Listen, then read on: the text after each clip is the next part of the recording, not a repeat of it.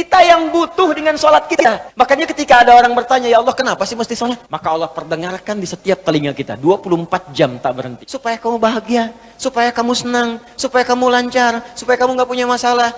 Makanya kalau kita sadar, cara berpikirnya begini, sholat membuat kita bahagia, maka semua orang akan menunggu. Yattaqillaha yaj'al lahu makhraja wa yarzuqhu min haitsu la yahtasib.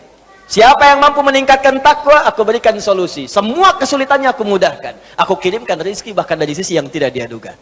Anda ingin bahagia? Takwa. Lihat akhir ayat 189 di surah Al-Baqarah.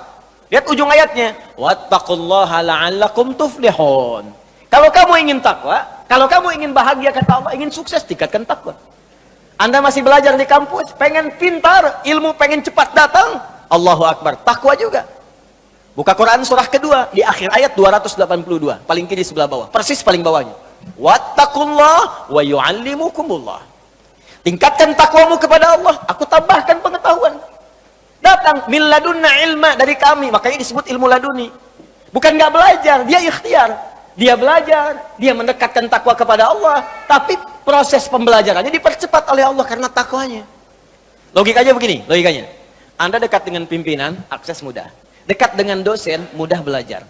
Ya, dekat dengan orang-orang berpengaruh, dapat bagian kemudahannya. Anda dekat dengan Allah, apa yang tidak mudah bagi Allah? Bukankah Allah Razzaq, pemilik rezeki? Bukankah Allah Alim, pemilik ilmu? Sekarang ada orang dekat dengan Allah, ya gampang Allah kasih segalanya. Makanya orang dulu Pak, orang dulu itu punya keistimewaan sampai taraf nomor 5. Orang pintar sekarang dari segi ingatan cuma 4 bagiannya. 1, cepat ingat, lambat lupa. Cepat ingat, lambat lupa. Yang kedua, cepat ingat, cepat lupa. Yang ketiga, lambat ingat, lambat lupa. Masih agak lumayan. Yang keempat, ini yang susah. Lambat ingat, cepat lupa. Ingatnya lambat, saya udah nangis sejam lebih nih. Paham? Belum. Begitu paham, keluar masjid lupa.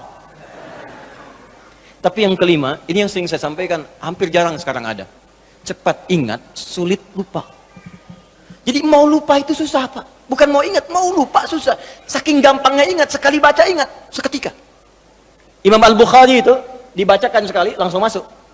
Imam Syafi'i bacakan sekali, masuk. Hafal Quran usia 7 tahun, 10 tahun Al-Muwatta. Al-Muwatta lebih tebal daripada ini. Hafal. Al-Bukhari itu dibacakan, hafal seketika. Diuji Pak di Irak, datang ke sana. Katanya mau silaturahim, begitu datang, kayak sidang ujian. Yang uji langsung 10, bukan cuma 3-4 lagi, 10 orang ulama terbesar. Diuji hadis. Kata ini anak muda hebat hadisnya. Di letter U Pak, beliau duduk di sini, dikelilingi ulama begini. Setiap orang menguji 10 hadis.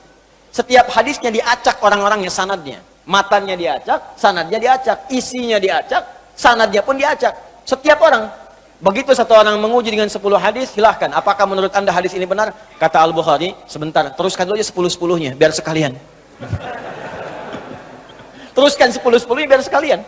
10 kali 10, 100. Begitu selesai kemudian, diulang dari awal sampai akhir tanpa salah sedikit pun.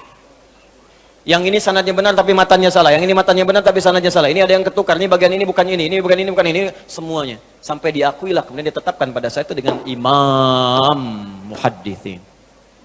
Al-Bukhari. Nabi bukan, Rasul bukan, dipercepat oleh Allah.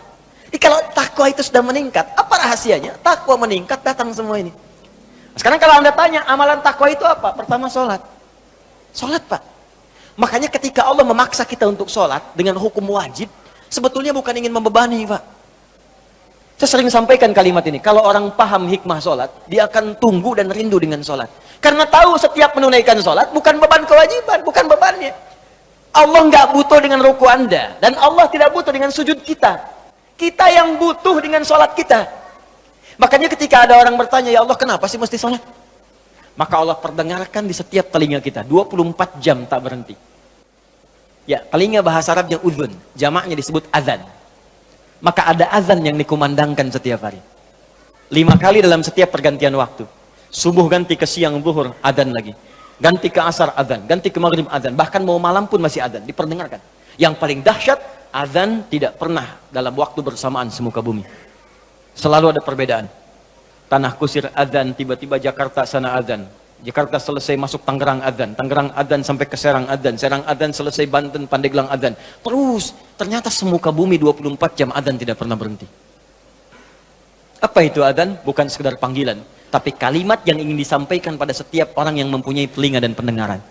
Adzan. Ketika diperdengarkan ada syahadat, Allahu Akbar, Allahu Akbar. Makanya tidak sedikit ada orang-orang itu, Pak Ibu sekalian, masuk Islam karena dengar adzan. Dulu pernah ada orang cuma nonton, dia kuliah tuh di luar negeri. Ya. Kemudian di flatnya itu bukan cuma orang Islam, ada temannya non Muslim. Yang Muslim ini bagus nih, bisa dibiasakan. Dia terbiasa dengan hal-hal Islami. Bahkan tayangan TV pun dia putar yang channel One itu dari Mekah tentang sholat, baca Quran. Ini bisa kita biasakan. Ke kantor, kalau sedang senggang baca mushaf, baca hadis. Mungkin bagi sebagian orang dengan izin Allah dapat hidayah lewat kebiasaan kita. Begitu sedang membuka tayangan itu, muncullah sedang sholat isya, tayangan persiapan sholat isya langsung dari Masjidil Haram.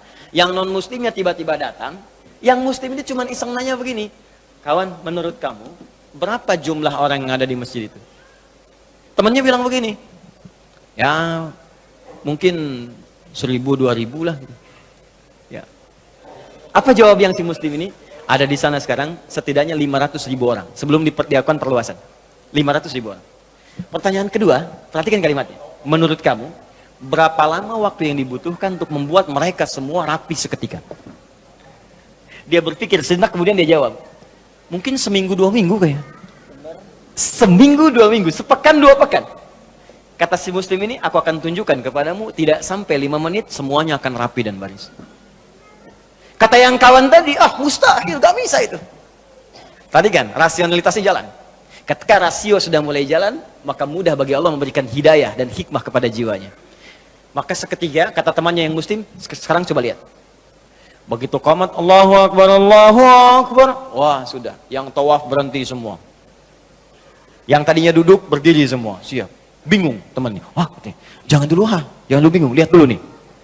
Begitu sudah imam yang mengatakan istawu, istaqimu. Wah, semua rapi. Saat takbir, Allahu Akbar, semua angkat tangan takbir. Maka apa respon yang non muslim ini? Dia katakan kepada yang muslim, tolong tunjukkan kepadaku bagaimana caranya masuk Islam, karena ini bukan agama buatan manusia. Hidayah. Ada orang nonton sholat isya masuk Islam. Ada orang sudah Islam gak mau sholat isya. Orang udah komat nunggu dekat subuh. Jadi bisa jadi asbab hidayah. Dan yang paling menarik begini Pak, kadang dalam keseharian, kenapa cuma Anda yang dengar azan? Kenapa Anda yang lihat, Anda pulang kerja, bisa kan lewat jalan lain. Tapi kenapa Anda bisa melewati orang sholat? Kok bisa melihat orang ke masjid? Kok tiba-tiba lewat ke tempat masjid yang sedang azan? Itu kan hidayah. Sebetulnya Allah sedang jemput kita. Ketika Anda bertanya, kenapa kami sholat ya Allah? Dijawab lagi di suara azan. Hayya 'alas shalah. Kenapa sholat ya Allah? Teruskan. Hayya 'alal falah. Tuh, falah. Sukses dan bahagia. Ketika engkau bertanya, kenapa kami mesti sholat? Aku jawab, kata Allah, suara muadzin tuh. 24 jam aku perdengarkan padamu. Tanpa putus. Supaya kamu bahagia. Supaya kamu senang. Supaya kamu lancar. Supaya kamu gak punya masalah. 24 jam. Kalau sekali diingatkan, belum sadar, mungkin wajar. 24 jam diingatkan, gak sadar-sadar. Anda manusia bukan. 24 jam. Datang terus, kedengaran terus. Gak sadar juga. Perlu apa lagi? Di sekarang yang salah siapa? Jangan lagi Anda salahkan Allah. Ya Allah, kenapa saya mesti begini?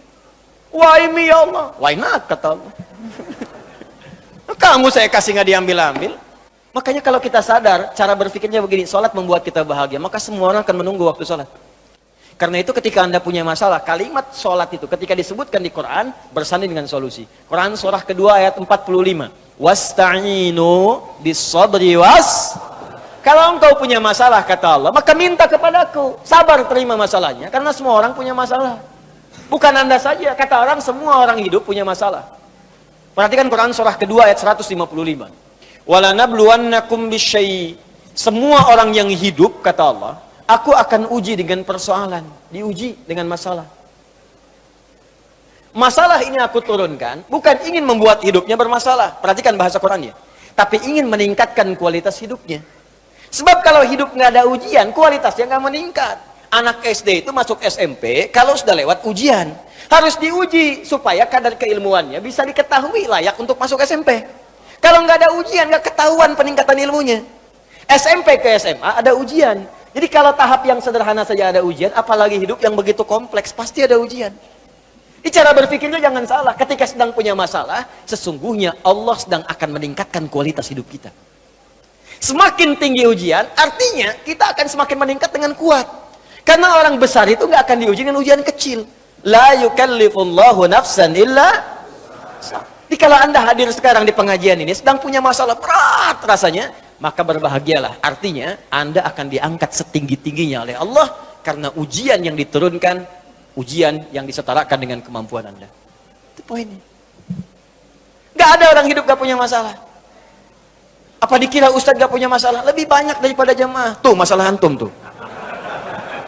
Saya jawab juga. Di hidup bersanding dengan masalah. Persamaan terbaliknya, orang yang tidak ingin punya masalah artinya tidak ingin hidup. Siapa yang tidak ingin punya masalah? Angkat tangan. Selesai. Nah sekarang kata Allah, kalau sedang punya masalah, minta kepada saya solusinya supaya dipermudah. Lewat apa ya Allah? Wassalah, datang.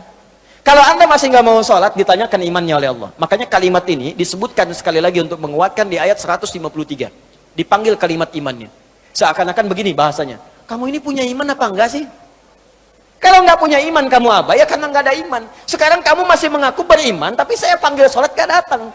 Karena itu di ayat 153, paling kanan sebelah bawah, itu kalimatnya berubah dengan disebutkan kata iman di depannya. Ya ayyuhalladzina amanu. Hei semua orang beriman, mana imanmu?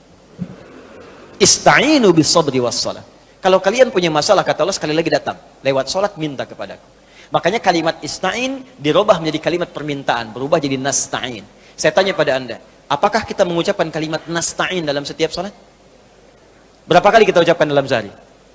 17 kali. Iyyaka na'budu wa iyyaka nasta'in. Hadis kuncinya mengatakan, ketika seorang ibadah benar bacanya, membaca kalimat itu, benar salatnya, sampai di kalimat itu, maka jawaban hadis kuncinya, hadza baini wa baina 'abdi wa li 'abdi ma sa'al. Ini perjanjian antara aku dengan hambaku, maka apapun yang hambaku minta sampai